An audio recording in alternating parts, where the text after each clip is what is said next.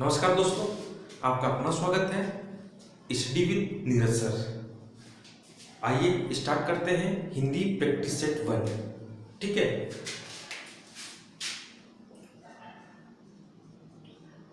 Practice set 1।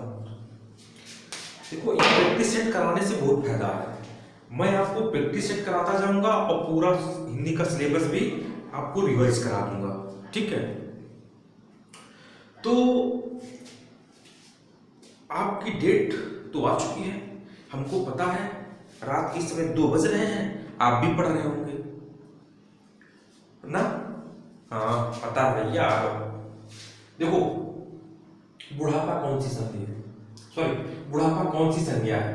तो देखो, संज्ञा की पहचान लास्ट में ताए, पाए, त्वाए, पनाए,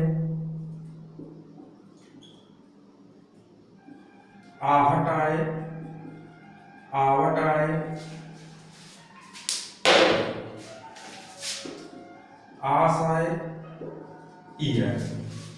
मतलब जब किसी वर्ण के लास्ट में ता, पा, त्वा, पन, आहट, आवट, आस, ई आ जाए तो भाववाचक संज्ञा होगी। पहचान, ये पहचान है। जैसे हमने कहा मूर्खता, बुढ़ापा, ममत्व, अपनत्व, बंधुत्व, बचपन,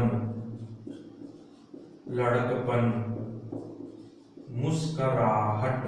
देखो, आहट, आहट, रुकावट, रुकावट, आवट, मिठास, आस, रुलाई, ई। मतलब जिस किसी वर्ण के शब्द के अंत में ता, पा, त्वा, पन, आहट, आवट, आस, ई आ जाए तो भाववाचक संज्ञा होगी। विशेषण कितने प्रकार है? विशेषण के प्रकार हम देखो, यहाँ पे विशेषण के 4 प्रकार हैं: संख्यावाची, परिमाण, गुण और सार्वनामिक। यह खंभा गिर गया कौन सा विशेषण है? सार्वनामिक विशेषण है।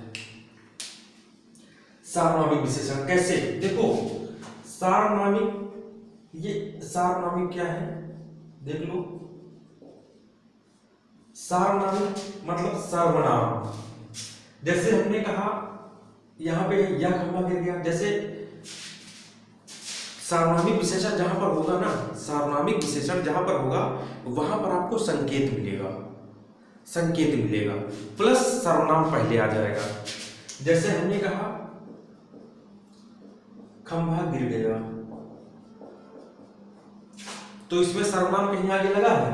नहीं लगा है, संकेत हो रहा। जैसे हमने कहा आपसे खंभा गिर गया, तो कहीं संकेत हुआ? नहीं हुआ। तो यहां पर अगर हम लगा दें यह, तो ये सर्वनाम हो गया। वह, हमारा, मेरा, ठीक है, तुम्हारा, ठीक, तो ये सर्वनाम हो जाएंगे। भाई सर्वनाम पहले लगेगा, यही सर्वनाम विशेषण होता है। ठीक, अब आपके एग्जाम में जो आएगा वो चाहे यह है, चाहे वह है, चाहे मेरा, मेरा, यह, वह, आपके एग्जाम में पूछा जा सकता है। ठीक, नेक्स्ट, सर्वनाम के कितने भेद हैं? 6 भेद हैं। अयोगवाह कौन से है? अंग आ, अंग आ अयोगवाह है। अनुनासिक वर्ण कौन सा है? इया भी है, ड़ा भी है, अंगा भी है, सभी है। ठीक, ऊष्म वर्ण कौन सा है? सा, सा। देखो, जिन वर्णों को बोलते समय मुंह से वायु ज्यादा निष्कासित हो उसे हम ऊष्म वर्ण बोलते हैं। सा, सा, सा, हा। ठीक, मैं स्वतः चलाया सर्वनाम है। मैं स्वतः चलाया, इसमें कौन सा सर्वनाम है? देखो, मैं स्वतः चलाया निजवाचक सर्वनाम है, निजवाचक। अब निजवाचक कैसे? देखो, किसी वाक्य में, ठीक है, निज लगा हो, स्वतः लगा हो, स्वयं लगा हो, खुद लगा हो, अपने आप।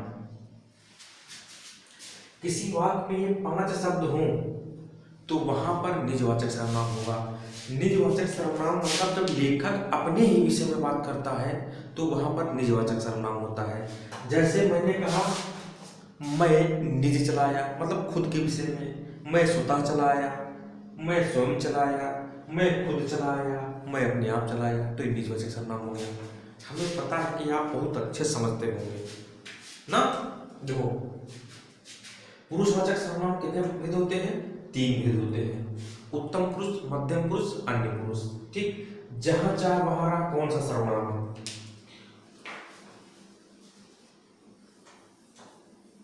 देखो जहां चाह वहां रहा कौन सा सर्वनाम है?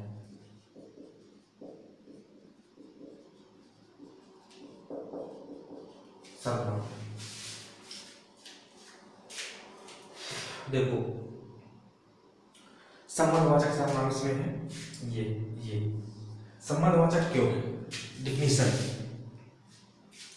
संबंधवाचक सर्वनाम की क्या डिफिनीशन है, क्या परिभाषा है? एक वाक्य होगा, उसमें 2 सर्वनाम होंगे और एक सर्वनाम का संबंध दूसरे सर्वनाम से होगा, तभी होगा संबंधवाचक सर्वनाम। एक बार और सुनो,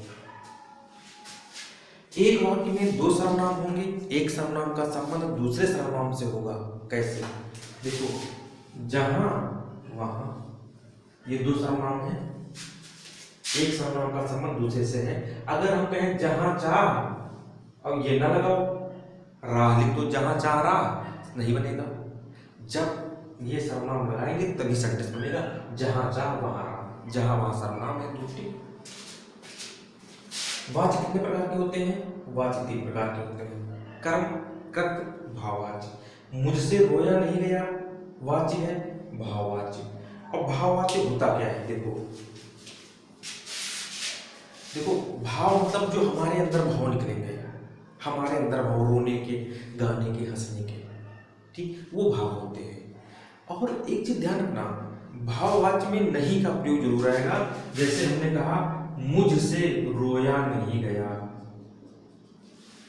मुझसे रोया नहीं गया, मुझसे चला नहीं गया, मुझसे हंसा नहीं गया, मुझसे दौड़ा नहीं गया, मुझसे गाया नहीं गया, मुझसे खाया नहीं गया, तो सब भाव है। ठीक है।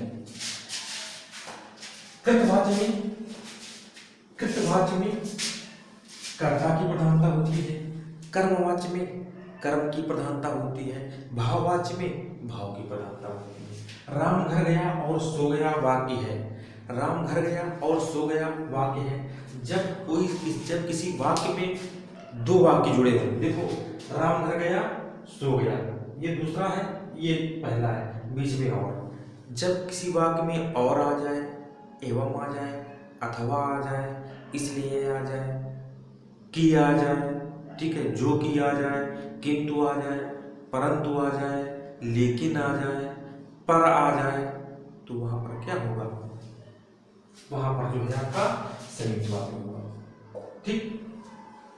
अर्थ के आधार पर वाक्य 8 प्रकार के होते हैं। कारक के कितने भेद हैं? 8 हैं। समास कितने भेद हैं? 6 हैं। यथा समय कौन सा समास है? अविभाव है। यथा समय अविभाव समास कैसे है? देखो अविभाव कैसे है, देखो प्रथम पद जब बार बार आ जाए, अच्छा आप कोई शब्द दिया जाए और आप पूछा जाए कौन सा समास है, तो अविभाव समास पहचानने की एक बहुत अच्छा तरीका है। देखो जैसे हमने लिखा प्रतिदिन, 2 पद है प्रतिदिन, इस प्रति से क्या तुम एक से अधिक शब्द बना सकते हो? बना सकते हो ना। प्रतिदिन, प्रतिक्षण, प्रतिपल, प्रतिपल, बना गया ना एक से। जब एक से अधिक शब्द बन जाए तो वहां पर अविभाव समास। जैसे हमने कहा यथा समय, यथा शीघ्र, यथा कथित, यथा संभव, अविभाव। या फिर जो प्रथम पद होता है वो क्या होता है? उपसर्ग होता है। प्रथम पद उपसर्ग हो तो क्या हो जाएगा? अविभाव समास हो जाएगा। चूहा बिल से निकला कौन सा कारक है? अपादान कारक है। जब कोई वस्तु किसी से अलग होती है तो वहां पर अपादान होता है। जैसे हमने कहा चूहा बिल से निकला, बिल से अलग हो गया, अपादान कारक है। बिल्ली छत से कूदी, छत से अलग हुई, अपादान कारक है। ठीक।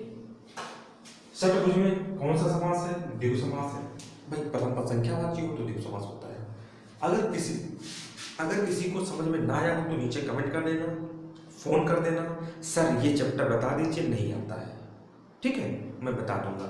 इसके बाद ये मेरा नंबर है 73 79 82 33 68। एक नंबर है 76 52 060 485। नोट्स अवेलेबल है एग्रीकल्चर टी का, जिसने नहीं लिया है वो ले सकता है। कम समय में ज़्यादा नंबर लाने का एक अच्छा तरीका, बहुत ऑथेंटिक नोट्स है, कृपया आप लोग अपने पास मंगा लीजिए। नमस्कार, धन्यवाद।